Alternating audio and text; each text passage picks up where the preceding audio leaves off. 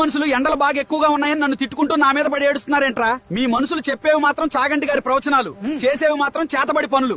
ఊరంతా తారు రోడ్లు, సిమెంట్ బిల్డింగ్లు వేసుకుని ఏసీల వేడిగాలి పక్కింటోడి ముఖాన్ని కొడుతున్నారు కదరా. ఇదంతా మీరే చేసుకుని మళ్ళీ సూర్యుడా కూలవ్ అంటే నేను మజ్జిగ పోస్తానారా? మీరు వదిలిన పొగతో ఆకాశానికి మూతపడిపోయి నా వేడి కిందే ఉండిపోయింది. లోపల కుక్కర్లో బంగాళదుంపల్లా మీరే ఉడికిపోతూ కింద మంట పెట్టింది నేనే అన్నట్టు మళ్ళీ నా మీద ఏడుస్తారేంట్రా?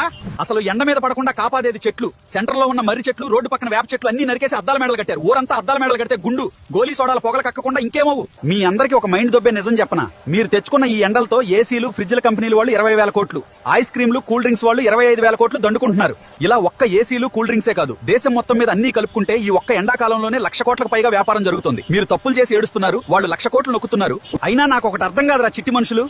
ప్రకృతిని నాశనం చేసి మీరు చేసే తప్పుల్ని క్యాష్ చేసుకుని ఇంకోటి బిజినెస్ పేరుతో మీ జేబులు కొల్లగొడుతున్నాడు. 10 రూపాయల మొక్కకి కక్కుర్తిపడి ఏసీలకి, కరెంటు బిల్లులకి వేలు తగలేస్తున్నారు. ఫ్రీగా వచ్చే గాలిని వదిలేసి ఈఎంఐ కట్టే మీ లాజిక్ తగలయ్యా. తరువాత నన్ను తిట్టడం ఎందుకురా? సరే మరి నాకు టైం అయింది. పక్క దేశాల వాళ్ళని కూడా ఉడకబెట్టాలి. ఆ 10 రూపాయల మొక్క నాటండి. వెళ్లే ముందు లైక్ కొట్టి షేర్ చేయండి. మన ఏఐ టాక్స్ కంటెంట్ లో దమ్ముంటేనే ఫాలో కొట్టండి.